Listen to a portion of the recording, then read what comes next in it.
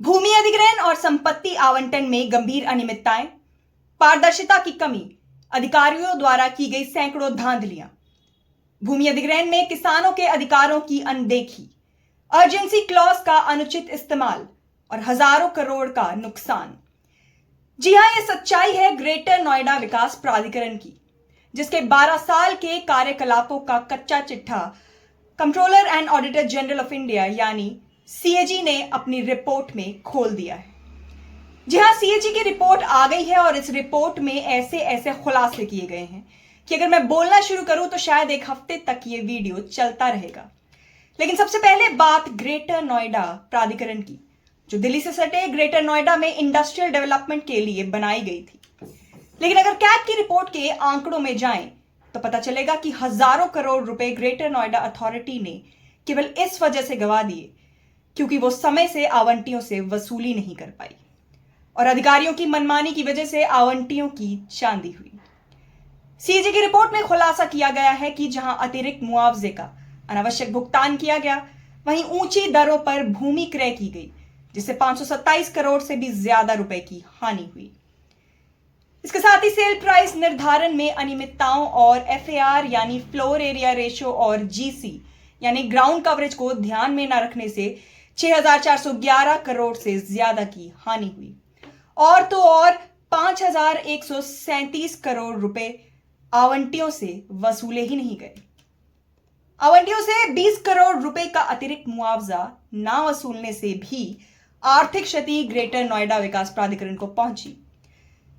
दरअसल जुलाई 2017 में उत्तर प्रदेश सरकार ने greater Noida industrial development authority का ऑडिट भारत की सबसे बड़ी ऑडिट एजेंसी सीएजी को सौंपा था।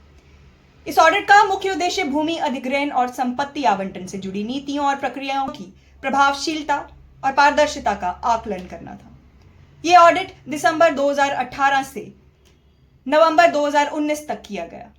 और अप्रैल 2021 तक इसके निष्कर्षों को अपडेट किया गया। ऑडिट में पाया गया कि भूमि अधिग्रहण, संपत्ति मूल्य निर्धारण और आवंटन में कई गंभीर अनियमितताएं थी और पारदर्शिता की कमी थी। इसमें ग्रेटर नोएडा विकास प्राधिकरण बोर्ड, प्रबंधन और अधिकारियों के स्तर पर विफलताएं दर्ज की गई। भूमि अधिग्रहण में किसानों के अधिकारों की अनदेखी की गई और अर्जेंसी क्लॉज का अनुचित इस्तेमाल किया गया। संपत्तियों का आवंटन नियमों और आदेशों के उल्लंघन के साथ किया गया तथा पारदर्शिता और उचित परिश्रम की कमी के कई उदाहरण पाए गए। रिपोर्ट में कहा गया है कि ग्रेटर नोएडा विकास प्राधिकरण द्वारा कई मामलों में बोर्ड की स्वीकृति या समर्थन तक प्राप्त नहीं था, जो स्पष्ट रूप से यह संकेत देता है कि प्राधिकरण के अधिकारियों ने पब्लिक ट्रस्ट का उल्लंघन किया और रिहायशी और वाणिज्यिक यानी कमर्शियल परियोजनाओं के खरीदारों के हितों की पूरी तरीके से अनदेखी की। विकास प्राधिकरण के अधिकारियों ने नियमों का उल्लंघन करते हुए कई फैसले लिए, जिसमें चयनात्मक बदलाव, प्लॉट्स की कीमत कम तय करना, बकाया होने के बावजूद बिल्डरों को मॉर्टगेज की अनुमति दे देना, प्लॉट का उपविभाजन और अधूरे प्रोजेक्ट्स में ट्रांसफर एग्जिट की अनुमति शामिल है। कैट की रिपोर्ट कहती है कि इससे विकास प्राधिकरण और राज्य सरकार को 13,362 करोड़ रुपए का अतिरिक्त वित्तीय नुकसान हुआ तथा अप्रैल 2021 तक भूमि प्रीमियम, लीज रेंट और ब्याज आदि में 19,500 करोड़ रुपए की वसूली लंबित रही। सीएजी ने अपनी रिपोर्ट में टिप्पणी की है कि विकास प्राधिकरण ने UP industrial area development act 1976 के तहत औद्योगिक नगर विकसित करने के बजाय ग्रेटर नोएडा टाउनशिप को आवासीय नगर के रूप में विकसित करने पर ध्यान केंद्रित किया। हालांकि विकास प्राधिकरण होम बायर्स का विश्वास बनाए रखने में भी असफल रहा, क्योंकि ऑडिट द्वारा आच्छादित अवधि में बिल्डरों ग्रुप हाउसिंग आवंटन का केवल 14.5% ही पूरा हो सका। वहीं 48% औद्योगिक परियोजनाएं अधूरी रहीं, जिसे अथॉरिटी का मुख्य उद्देश्य, जो कि क्षेत्र का औद्योगिकीकरण कर रोजगार सृजन करना था, पूरे तरीके से विफल हो गया। सीएजी रिपोर्ट में कड़े शब्दों में कहा गया है कि स्पष्ट सबूत होने के बावजूद अथॉरिटी ने ना तो बिल्डरों, आवंटियों के खिलाफ कोई कार्रवाई की और ना ही अपने अधिकारियों के खिलाफ, जिन्होंने अपने कर्तव्य की उपेक्षा की तथा निरंतर नियमों का उल्लंघन करने में कोई कसर नहीं छोड़ी। रिपोर्ट में कहा गया है कि ये समस्याएं प्राधिकरण के शासन में संपत्ति प्रबंधन, ईमानदारी और नैतिकता की गंभीर चूक को उजागर करती हैं। साथ ही मास्टर प्लान 2021 का क्रियान्वयन उसके अंतिम रूप दिए बिना ही कर दिया गया। प्राधिकरण ने वर्ष 2005 से अक्टूबर 2011 की अवधि के दौरान मास्टर प्लान 2021 के अंतर्गत भूमि अधिग्रहण, विकास और आवंटन बिना एनसीआरपीबी से अनुमति लिए ही कर दिया, जबकि ऐसा आवश्यक था। एनसीआरपीबी द्वारा निर्धारित 5 शर्तों में से 3 शर्तों का अनुपालन नहीं किया गया, जिसमें जनसंख्या घनत्व स्तर प्राप्त करना, आर्थिक रूप से कमजोर वर्गों यानी ईडब्ल्यूएस और लो इनकम ग्रुप के लोगों के लिए आवास की व्यवस्था करना और ग्रीन बेल्ट यानी हरित क्षेत्र का संरक्षण व सुरक्षा शामिल है। प्राधिकरण की स्थापना राष्ट्रीय राजधानी दिल्ली के निकट औद्योगिक क्षेत्र के विकास के लिए की गई थी, किंतु औद्योगिक उद्देश्यों के लिए भूमि का विकास और आवंटन योजना स्तर तथा क्रियान्वयन दोनों ही चरणों में प्राथमिकता प्राप्त नहीं कर सका। सितंबर 2019 तक अथॉरिटी के गठन के 28 वर्ष बाद भी औद्योगिक गतिविधियों के लिए नियोजित क्षेत्र का केवल 67.67% ही विकसित किया जा सका, जबकि आवासीय क्षेत्र का विकास 104% से ऊपर पहुंच चुका था। इसके आगे सीएजी की रिपोर्ट में इस बात को कहा गया है कि ग्रुप हाउसिंग और स्पोर्ट सिटी योजनाओं के लिए भूमि उपयोग परिवर्तन उत्तर प्रदेश सरकार और एनसीआरपीबी की स्वीकृति के बिना ही कर दिया गया। यह परिवर्तन तत्कालीन मायावती सरकार में जनवरी 2009 में मनोरंजन से आवासीय, नवंबर 2009 में औद्योगिक से आवासीय और फरवरी 2011 में मनोरंजन से स्पोर्ट सिटी में परिवर्तन किया गया। लेकिन ना तो अथॉरिटी बोर्ड ना ही उत्तर प्रदेश सरकार और एनसीआरपीबी की आवश्यक स्वीकृतियां प्राप्त की गई।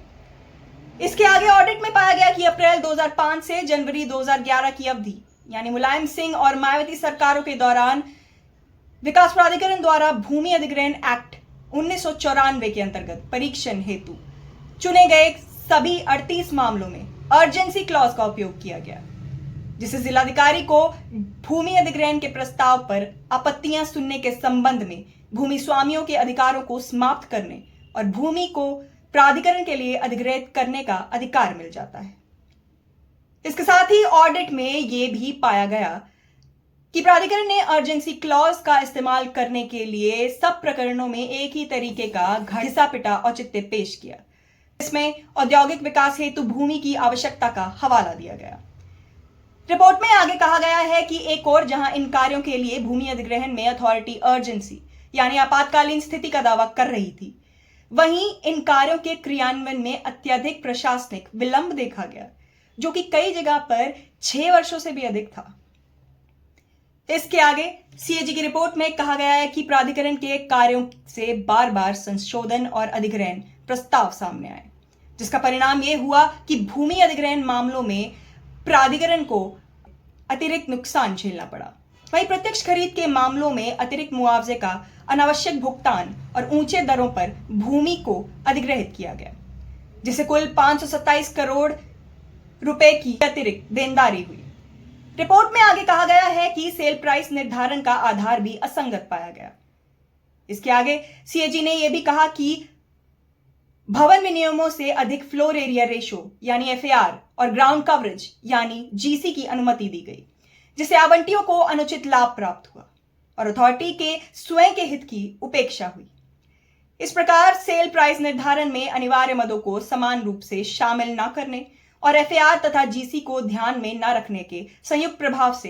ग्रेटर नोएडा प्राधिकरण को 2007 से 2016 के बीच 6,411 करोड़ की अतिरिक्त राजस्व हानि हुई। इतना ही नहीं, नवंबर 2011 में ग्रेटर नोएडा विकास प्राधिकरण ने निर्णय लिया कि किसानों को इलाहाबाद हाई कोर्ट द्वारा दिए गए आदेशानुसार भुगतान किए गए अतिरिक्त मुआवजे की लागत आवंटियों से वसूल की जाएगी, किंतु प्राधिकरण 5,137 करोड़ की वसूली नहीं कर सका, जिसका मुख्य कारण वसूली हेतु नोटिस जारी ना कर पाना था। और इसी अवधि में प्राधिकरण 1005 आबादी आवंटियों से 20 करोड़ रुपए से ज्यादा का अतिरिक्त मुआवजा भी वसूल नहीं कर पाया। इसके अतिरिक्त भाजपा सरकार में किसानों को दिए गए 307 करोड़ रुपए से ज्यादा के एक्स ग्रेशिया भुगतान को भी 2015 2015-16 में विशेष परियोजनाओं की लागत से बाहर कर दिया गया, जिसे इसे संपत्तियों के सेल प्राइस निर्धारण में शामिल नहीं किया गया और यह राशि वसूल ही नहीं हो सकी। कैग के अनुसार इस प्रकार विकास प्राधिकरण ने कुल 5,464 करोड़ से ज्यादा की अन्य लागतें संबंधित आवंटियों से कम वसूल की। ग्रेटर नोएडा विकास प्राधिकरण ने सोने पर सुहागा वाला काम तो तब किया जब इसके द्वारा आवंटित 1,580 औद्योगिक भूखंडों में से केवल 1,341 भूखंडों पर ही औद्योगिक इकाइयां चालू हो सकी, जिनमें 1,194 इकाइयां 19 वर्ष तक की देरी से शुरू हुई। रिपोर्ट में कहा गया है कि अप्रैल 2021 तक औद्योगिक भूखंडों के 972 डिफॉल्टर आवंटियों पर लैंड प्रीमियम, लीज रेंट और इंटरेस्ट के मद में 630 करोड़ से ज्यादा रुपए का बकाया था। इसके अतिरिक्त चेकलिस्ट जारी करने की समय सीमा ना होने के कारण लीज डीड में देरी होने की वजह से 4 करोड़ रुपए से ज्यादा के लीज रेंट की हानि हुई। ऐसा 2005 से 2015 के बीच आवंटित 41 मामलों में से 10 मामलों में हुआ। कहीं मत जाइए, क्योंकि अभी और भी बहुत कुछ बाकी है। सीएजी ने पाया कि अथॉरिटी द्वारा इस दौरान 7 मामलों में शेयर होल्डिंग परिवर्तन के लिए लगभग 15.25 करोड़ की वसूली नहीं कर पाई। और तो और ऑडिट में एक ऐसा मामला भी सामने आया जिसमें आवंटी ने तथ्यों की गलत बयानी और दस्तावेजों में हेरफेर किया था, जिस कारण सितंबर 2008 में विकास प्राधिकरण ने वास्तविक आवंटी के बजाय किसी अन्य कंपनी के साथ लीज डीड निष्पादित कर दी। बिल्डर ग्रुप हाउसिंग भूखंडों का आवंटन एवं परियोजनाओं में विलंब के बारे में सीएजी ने ग्रेटर नोएडा अथॉरिटी की भर्त्सना करते हुए कहा कि अथॉरिटी बड़े बकाये होने के बावजूद भी बिल्डरों के विरुद्ध कार्रवाई करने में असफल रही है और अप्रैल 2021 तक अथॉरिटी के 10,732 करोड़ रुपए से ज्यादा का बकाया प्राप्त नहीं हो पाया। सीएजी ने कहा कि 2005 से 2014 के बीच विकास प्राधिकरण ने 94 बिल्डर ग्रुप हाउसिंग भूखंडों का आवंटन किया, जिन्हें समय समय पर उपविभाजित कर मार्च 2021 के अंत तक कुल 186 भूखंडों में परिवर्तित कर दिया गया। ऑडिट में पाया गया कि जहां लक्ष्य यह था कि अप्रैल 2021 तक 148 परियोजनाएं पूरी हो जाएंगी, वहीं बिल्डर ग्रुप हाउसिंग आवंटी केवल 15% परियोजनाएं ही पूरी कर सके। सीएजी ने कहा कि जहां इस दौरान परियोजनाओं का प्रथम चरण पूरा होना था, वहीं 49% यानी लगभग आधे आवंटी प्रथम चरण का निर्माण 8 वर्ष तक की देरी के बावजूद भी पूरा नहीं कर पाए। इसके आगे सीएजी ने यह भी पाया कि फरवरी 2009 से जुलाई 2010 के बीच ग्रेटर नोएडा प्राधिकरण के सीईओ द्वारा ब्रोशर की शर्तों का उल्लंघन करते हुए 4 मामलों में ऐसे आवंटियों की बोलियां स्वीकृत की गई जिन्होंने अपनी पात्रता का समर्थन करने वाले आवश्यक दस्तावेज प्रस्तुत ही नहीं किए थे। जहां ऐसे आवंटियों की वित्तीय बोली खोली ही नहीं जानी चाहिए थी, इसके बावजूद विकास प्राधिकरण की बोली मूल्यांकन समिति ने न केवल उनकी वित्तीय बोलियां खोली, बल्कि 272 करोड़ से ज्यादा मूल्य के भूखंडों का आवंटन भी किया। ग्रेटर नोएडा विकास प्राधिकरण से जिन होम बायर्स, किसानों और नागरिकों का पाला पड़ा है, वो इस बात को अच्छी तरह से जानते हैं कि यहां कोई भी फाइल कैसे हिलती है। साथ ही साथ ग्रुप हाउसिंग परियोजनाएं किस तरीके से पास की जाती हैं और इनमें देरी के बावजूद भी किस तरीके से बिल्डरों को फायदा पहुंचाया जाता है, इस सब से भी लोग वाकिफ हैं। लेकिन अब जब भारत के सबसे बड़े ऑडिटर यानी सीएजी ने इन सभी बातों की पुष्टि कर दी है, तो सिलबट्टा पर हम यही आशा करते हैं कि ग्रेटर नोएडा विकास प्राधिकरण और उत्तर प्रदेश सरकार में बैठे महानुभाव जनता और होम बायर्स के प्रति सजग होने का प्रयास करें। बाकी सरकारी मशीनरी किस तरीके से चलती है, वे तो वो लोग भलीभांति जानते हैं जिनका ग्रेटर नोएडा विकास प्राधिकरण से पाला पड़ा है। धन्यवाद।